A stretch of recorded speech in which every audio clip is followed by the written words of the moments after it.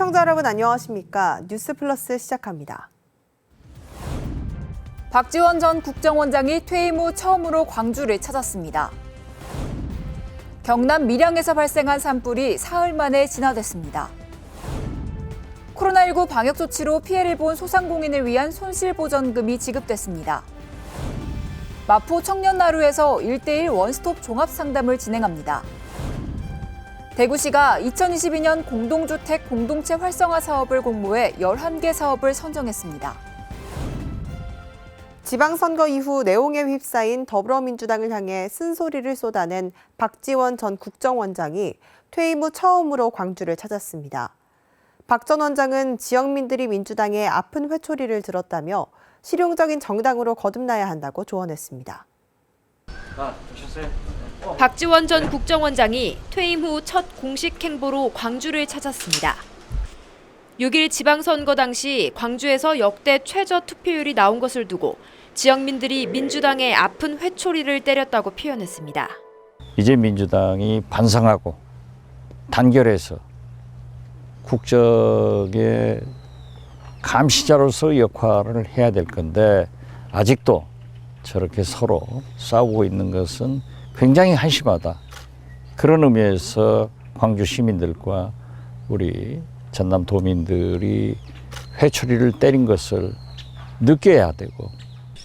특히 박 전 원장은 지난 6년간 민주당을 떠났던 과거를 언급하며 정치 인생 중 가장 후회하는 일이라고 밝혔습니다. 다만 민주당 내홍과 관련해 일각에서 제기되는 자신의 역할론에 대해선 선을 그었습니다. 복당을 하더라도 조언자의 역할을 할 뿐 일선에는 나서지 않겠다는 겁니다. 윤석열 정부에도 잘하는 것은 잘한다. 못하는 것은 이렇게 고쳐야 된다. 마찬가지로 민주당도 그러한 범위에서 원로로서 충고를 하는 입장이 돼야지 제가 일선에 나서는 일은 지금 현재로는 없다. 그러면서 박 전 원장은 민주당이 호남에서 과거와 같은 지지를 얻기 위해선 민생과 가까운 보다 더 실용적인 정당으로 거듭나야 한다고 강조했습니다. 진상조사위원회하고 민선 8기 광주광역시장으로 선출된 강기정 당선인은 거듭 변화와 혁신, 겸손을 강조해왔습니다. 앞으로의 4년, 광주시의 청사진을 그릴 인수위원회 구성에 관심이 모아지는 이유입니다. 빠른 변화, 계속 혁신, 더욱 겸손.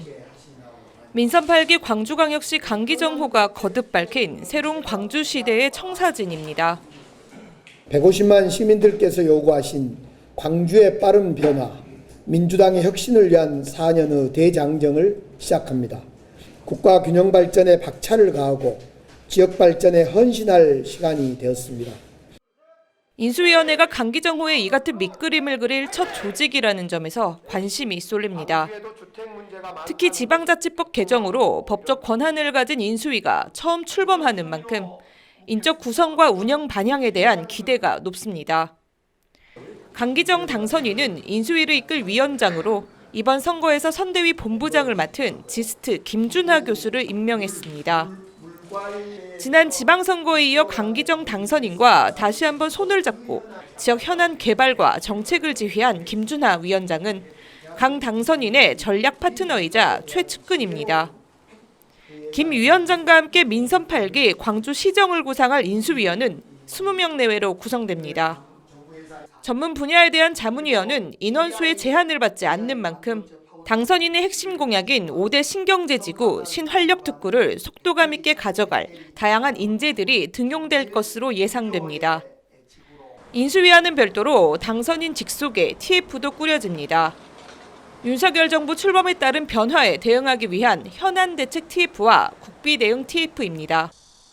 위원장엔 임선숙 변호사와 김광진 전 의원이 각각 임명됐습니다. 지난달 31일 경남 밀양에서 발생한 산불이 사흘 만에 진화됐습니다. 큰 불이 꺼졌지만 언제든 다시 발화할 가능성이 있어 긴장을 늦출 수 없는 상황입니다. 경남 밀양 산불이 발생 72시간 만에 주불이 잡혔습니다. 큰 불은 꺼졌지만 발화 가능성이 있어 긴장을 늦출 수 없습니다. 산림당국은 이번 산불로 축구장 1,068개 면적에 달하는 산림이 불에 타 피해를 본 것으로 추정하고 있으며 정확한 산불 원인은 아직 파악되지 않았습니다. 이 산불은 지난달 31일 오전 9시 25분쯤 밀양시 부북면 추나리 산 41일 대 중턱에서 발생했습니다. 불길은 강한 바람을 타고 능선을 따라 주변으로 급속하게 번졌습니다. 산림청에 따르면 이번 산불 진화를 위해 산불 진화 헬기 200대가 동원됐으며 산불 진화 헬기는 산불 규모 대비 최고 수준으로 57대가 동원됐습니다. 한편 상당한 진화 인력도 투입됐습니다. 특수진화대 등 1,213명, 공무원 1,201명, 군장병 2,011명, 소방 1,884명, 경찰 700명 등 총 8,412명이 동원됐으며 이들은 특히 헬기를 운용할 수 없는 야간에 지상 진화 인력으로 투입돼 산불 진화에 나섰습니다. 이번 산불 진화에 역대급 장비와 인원이 동원됐지만 주불 진화까지는 72시간 31분이 걸렸고 산림당국은 가뭄, 강풍, 인도 부족 등을 이유로 들었습니다. 창원 기상대에 따르면 지난달 밀양 지역 강수량은 3.3mm에 불과했으며 이는 평년 106.7mm에 한참 못 미치는 수준입니다. 특히 산불 진화 당시 밀양 지역에는 건조주의보가 발효 중이었는데 산림이 바짝 메말랐으며 불이 쉽게 번질 수 있는 조건이었습니다. 또 수시로 몰아치는 강풍도 산불 진화의 장애물이었으며 순간적으로 부는 초속 10m 내외의 바람은 불길을 주변으로 빠르게 확산시켰습니다. 그럼에도 인명 재산 피해가 없었던 데는 관계기관의 유기적 협조 체계가 신속하게 이뤄졌기 때문이라고 밝혔습니다. 산불의 조기 진화가 늦어졌던 것은 첫째, 산불 지역 주변이 생활권 지역으로서 주거시설, 사찰, 구치소, 요양병원 등이 다수 위치하고 있었기 때문입니다. 둘째, 북쪽 지역에는 송전선로가 위치해서 그쪽으로 산불이 확산되는 것을 막아야 하는 긴박한 상황이었습니다. 셋째, 산불 지역이 소나무 재선충병 발생 지역으로 피해목을 베어서 쌓아둔 훈중더미가 일부 산재되어 있기 진화가 늦었습니다. 넷째, 임도가 없어서 진화 인력과 소방차가 접근하는 데 어려움이 있었습니다. 산림당국은 주불이 잡혔다고 해도 언제든 재발화할 수 있어 산불 진화 헬기 12대는 남겨 잔불 정리와 뒷불 감시를 지원하겠다고 했습니다. 이번 산불은 산불 통계를 기록한 이래 1986년 이후 5월에 발생한 대형 산불 5건 중 가장 늦게 발생했습니다. 남성현 산림청장은 봄철 가뭄과 건조한 날씨가 계속돼 전국에서 동시다발적으로 산불이 발생하고 있다며 19일까지 산불 특별 대책 기간으로 정해 산불 방지에 총력 대응하겠다고 말했습니다. 코로나19 방역 조치로 피해를 본 소상공인을 위한 손실보전금이 나흘간 19조 8천억 원 지급됐습니다. 손실보전금 지원에서 제외된 소상공인들은 공개 성명을 발표하며 강하게 반발하고 있습니다. 이번 손실보전금 지원 대상은 작년 12월 15일 이전에 개업해 같은 달 31일 기준으로 영업 중이면서 매출액이 감소한 소상공인 소기업, 연매출 10억 원 초과 50억 원 이하인 중기업입니다. 지난달 30일부터 소상공인 손실보전금 신청 지급이 시작됐고 나흘 동안 신속 지급 대상 348만 개사 중 93%의 지급을 완료했습니다. 대상자당 최소 600만 원에서 최대 1,000만 원까지 지급했습니다. 한편 대상에서 제외된 업주들은 반발에 나섰습니다. 이들은 지난 2일 지급 대상 확대를 요구하는 공개 성명을 발표했습니다. 소상공인 자영업자 커뮤니티 아프니까 사장이다에 관련 성명문을 게재해 이번 3차 손실보전금에 앞서 일시금 형태로 지급된 1, 2차 대상자까지 확대 적용해달라고 말했습니다. 이들은 매출 감소와 피해 규모를 인정받은 업체들이라며 기준을 추가해 지원을 요구한다고 촉구했습니다. 또 손실보전금 폐업일 기준일을 철회하라며 코로나19 발생 기간에 영업하며 방역 지침을 이행한 폐업 사업체에도 손실보전금을 지급해야 한다고 말했습니다. 지난 1, 2차 방역지원금은 각각 100만 원, 300만 원이었는데 손실보전금은 규모가 더 큰 만큼 받지 못한 이들의 상대적 박탈감이 더 큰 것으로 예상됩니다. 이와 관련해 중소벤처기업부는 1, 2차 방역지원금은 2021년 소득신고가 완료되기 전에 집행된 관계로 매출의 감소 여부를 확인할 수 없었지만 이번 손실보전금은 2021년 소득신고 마감 이후 집행돼 정확한 매출 감소분을 파악할 수 있었다는 입장입니다. 수도권 소식입니다. 나눔 실천의 주인공을 찾습니다. 서울시는 서울에서 3년 이상 계속 거주하거나 서울 소재 직장에서 근속하며 서울시 복지 증진에 기여한 개인 또는 단체를 찾고 있습니다. 서울시 소재시설에 종사한 시민을 대상으로 3년 이상 자원봉사를 한 경우에도 후보가 될 수 있는데요. 따뜻한 온정을 나눠준 시민이 있다면 신청해 주시기 바랍니다. 서울시는 제20회 서울시 복지상 후보를 6월 22일까지 공개 모집합니다. 서울시 복지상은 복지 자원봉사자, 후원자, 종사자 등 3개 분야로 나눠 대상 1명과 최우수상 3명, 우수상 6명 등 총 10명의 수상자를 선정합니다. 후보 자격 요건은 서울시에서 3년 이상 계속 거주하거나 서울 소재 직장에서 근속하며 서울시 복지 증진에 기여한 공적이 현저한 개인 또는 단체입니다. 후보자는 행정기관이나 복지부문 영리법인, 행정기관 등록 단체, 사회복지시설의 추천을 받아야 합니다. 후보자 추천 제출 서식 등 자세한 내용은 서울시 누리집에서 확인 가능하며 마포구 복지정책과로 방문, 우편으로 접수할 수 있습니다. 취업을 준비하지만 방향성을 잃은 취준생들을 위해 마포 청년나루에서는 6월 1:1 원스톱 종합상담을 진행합니다. 수요일과 일요일을 제외하고 10시부터 17시 사이 원하는 시간 상담을 진행할 수 있는데요. 무료 진로 적성 검사와 집중 컨설팅 등이 진행되니 많은 신청 바랍니다. 마포 청년나루에서는 취업을 준비하는 취업 준비생을 위해 6월 1:1 원스톱 종합상담 내담자를 모집합니다. 만 19세부터 39세 청년을 대상으로 하며 무료 진로 적성 검사 이후 집중 컨설팅, 맞춤 구직 정보 제공 등이 진행됩니다. 매주 월요일과 화요일, 목요일, 금요일, 토요일 10시부터 17시 사이 진행되며 상담은 전액 무료로 진행됩니다. 첫 상담자를 위한 웰컴 기프트도 증정하고 있습니다.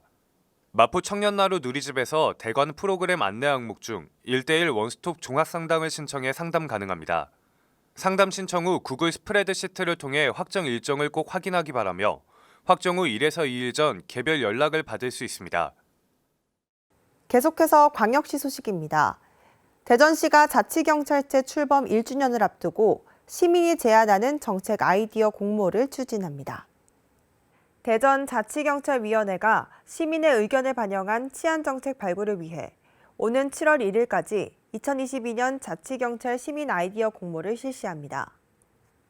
이번 치안정책에 대한 시민 의견을 반영, 대전형 자치경찰 정책을 발굴하기 위해 마련됐으며 공모 주제는 시민의 일상과 밀접한 생활안전, 사회적 약자 보호, 교통안전 등 일상의 치안 서비스 향상을 위한 신규 정책입니다. 신청 자격은 제한 없이 누구나 참여 가능하며 대전시 홈페이지 또는 대전시소 홈페이지에서 제출 양식을 내려받아 대전시소 시민 제안을 통해 제출하면 됩니다.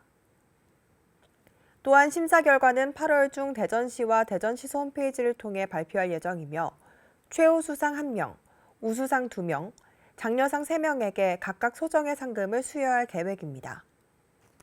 대구시가 2022년 공동주택 공동체 활성화 사업을 공모해 11개 사업을 선정했습니다. 대구시가 아파트 입주민 간 소통과 교류 확대를 위한 2022년 공동주택 공동체 활성화 사업을 공모해 11개 사업을 선정했습니다. 공동주택 공동체 활성화 사업은 공동주택 입주민이 스스로 기획하고 참여해 공동체 의식을 형성하고 소통감과 유대감을 강화해 이웃과 소통하고 화합하는 것에 목적을 두고 있습니다.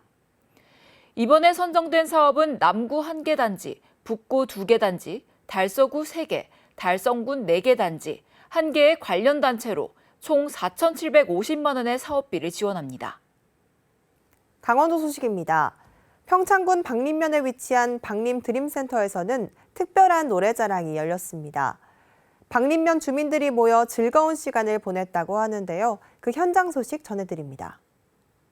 평창군 박림면 드림센터에서는 동요 노래자랑이 열렸습니다. 어린이의 마음으로 어른이 부르는 아주 특별한 노래자랑이 펼쳐졌습니다. 눈에 띄는 행사는 바로 아이들이 부르는 노래자랑이 아닌 어린이의 마음으로 어른이 부르는 박림면 동요 노래자랑입니다. 식전 행사에는 사물놀이가 펼쳐졌는데요. 노래자랑 시작에 앞서 흥을 돋우고 이목을 끄는 활기찬 모습이었습니다. 푸른 하늘 은하서 드디어 시작된 박림면 동요 노래자랑. 어떠한 실력을 보여줄지 기대됩니다.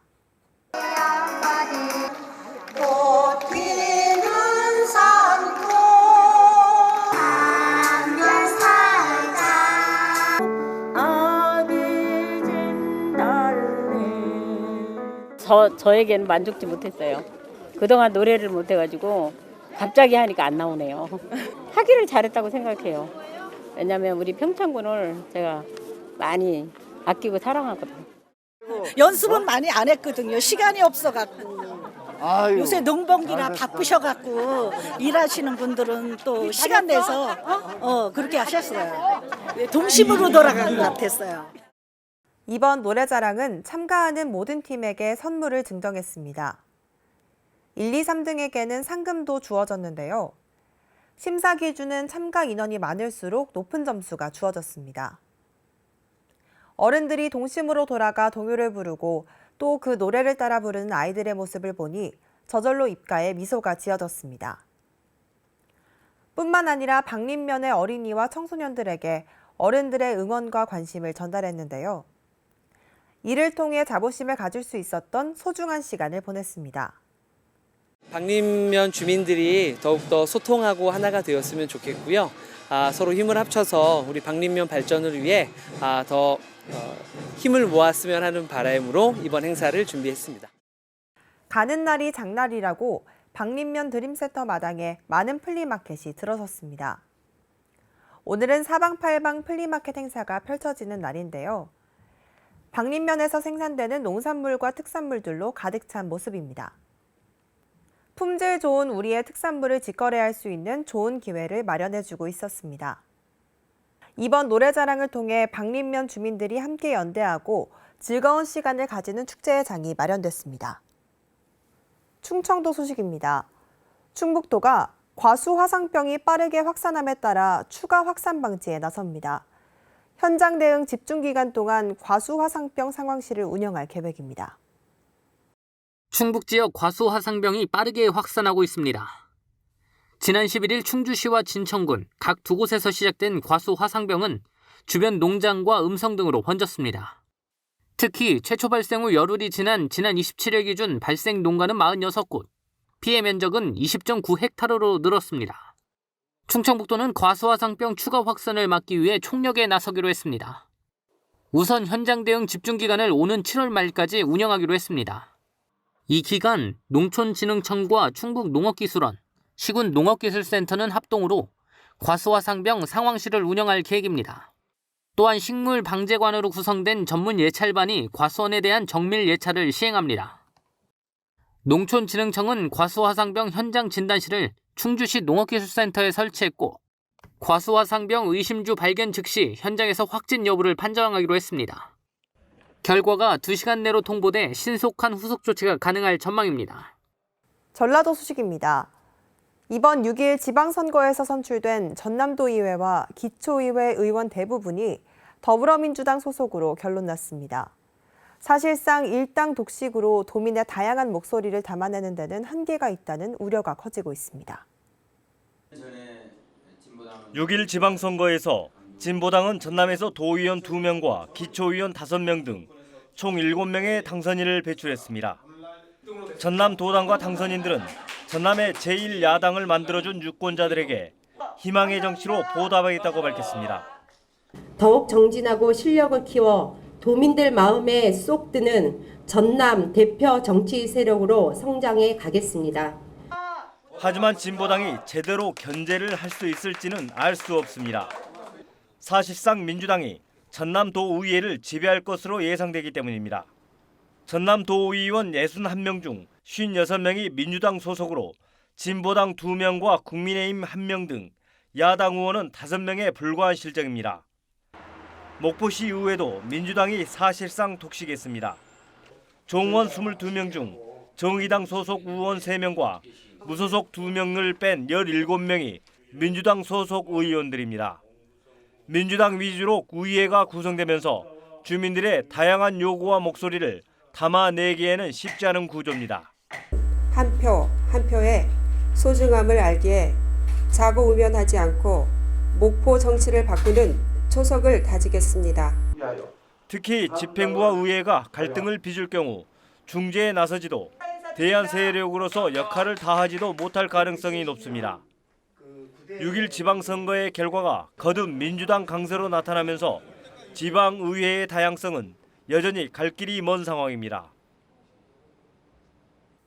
민주당 텃밭 호남에서 유독 일당 독점을 허용하지 않는 곳이 있습니다. 바로 순천인데요. 이번 선거 역시 무소속 시장에 국민의힘과 진보당 시의원을 배출하면서 진보와 보수 특정 정당에 편향되지 않는 곳임을 보여줬습니다. 그동안 호남에서 투표용지를 가장 넓게 활용해온 순천 유권자. 민주당 일색인 호남에서도 순천만큼은 예외였습니다. 지난 2011년과 12년 두 차례나 진보정당인 통합진보당 김선동 국회의원을 배출했고 2014년과 16년에는 반대로 보수정당인 새누리당 이정현 후보를 선택했습니다. 여러분을 믿고 여러분을 의지해서 한 길을 가겠습니다. 대한민국 정치를 바꾸는 위대한 선택과 첫걸음을 내디뎠습니다. 지난 8번의 시장 선거에서도 민주당 후보가 5명, 무소속 후보가 3명 당선됐습니다. 이번 선거도 예외는 아니었습니다. 시장 선거에서는 무소속 노관규 후보가 55.7%의 득표율로 당선됐습니다. 시의원 선거에서는 진보당에서 최미희, 유영갑 2명, 국민의힘에서는 이세은 후보가 선출됐고 무소속도 우성원, 이봉남 2명입니다. 비례대표인 이세은 당선인은 광주 전남에서 유일한 국민의힘 기초의원입니다. 특정 정당에 편향되지 않은 순천의 표심은 일단 지역적 특성 때문이라는 분석이 많습니다. 과거부터 교통의 중심지였던 순천은 원 주민이 40%에 불과한데 특히 수도권과 영남 출신의 광양 포스코 여수산단 대기업 종사자들이 순천에 상당수 살고 있습니다. 또 진보 성향의 산단 노동자와 농민들도 많습니다. 이처럼 여러 출신들이 그동안 다양한 선택을 해오면서 이제는 순천 민심 자체가 당보다 인물을 중요하게 판단하는 것으로 해석됩니다. 국회의원이나 누가 시장 선거가 나오면은 그 유능한 사람을 뽑아갖고 가급적이면 발전성을 생각해서 뽑은 것 같습니다. 뭔가 지역을 위해서 희생할 수 있는 그런 사람이 봉사 정신으로 해야 되는데 아무래도 외부에서 들어오신 분들은 좀 그런 감이 좀 떨어지지 않겠어요? 진보와 보수를 가리지 않고 인물로 판단한다는 순천 유권자들의 선택은 민주당 일당 독점 체제인 호남의 다른 지역에도 많은 시사점을 주고 있습니다. 광주 지하철 2호선 도시철도 공사장 인근에 임시 버스 정류장들이 마련돼 있는데요. 임시 버스 정류장에서는 버스 도착 예정 시간을 전혀 알 수 없어 시민들의 불편함이 이어지고 있습니다. 평소 임시 버스 정류장을 자주 이용하는 박준병 씨. 버스 도착 예정 시간을 알 수 없어 정류장에서 한참을 기다립니다. 이용하는데 약간 시간도 안 맞고 이래서 정확히 확인을 할 수가 없어가지고 버스 이용하는데 확실히 좀 불편하긴 해요. 네. 광주시는 지난 2019년 9월부터 지하철 2호선 공사를 진행했습니다. 공사 특성상 기존에 있던 버스 정류장들을 가로막는 곳이 많아 광주시는 버스 정류장 인근에 임시 버스 정류장들을 세웠습니다. 임시 버스 정류장은 길 한복판에 표지판만 덩그러니 놓여 있을 뿐 어떠한 안전 펜스도 없습니다. 버스 도착 예정 정보를 알려줄 GPS 시스템 역시 어디서도 확인할 수 없었습니다. 시민들은 버스가 언제 도착할지 모르는 상태로 위험한 길 한복판에서 하염없이 버스를 기다려야 하는 겁니다.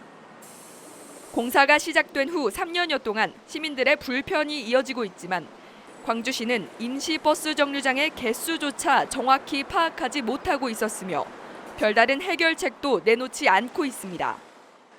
교통 안내 시스템 그것이 설치된 건 없어요.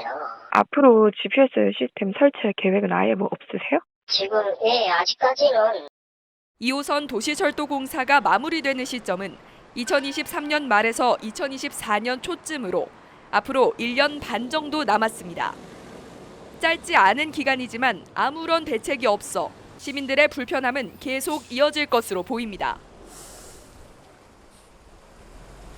6일 지방선거가 더불어민주당의 참패로 끝나면서 지도부뿐만 아니라 광주, 전남 국회의원들도 수많은 과제를 떠안게 됐습니다. 목포와 순천 등 전남 7개 시군의 국회의원들은 무소속 단체장과 불편한 동거를 시작해야 하고 광주 의원들은 역대 가장 낮은 투표율이란 회초리를 맞고 시험대에 섰습니다. 전남 22개 시군 중 무소속 단체장이 당선된 곳은 목포와 순천 등 모두 7곳입니다. 7곳을 지역구로 둔 국회의원들은 다음 달 1일부터 무소속 단체장과 불편한 동거를 시작해야 합니다. 제명당하거나 탈당했던 무소속 단체장과의 관계를 어떻게 풀어내느냐가 첫 번째 과제입니다.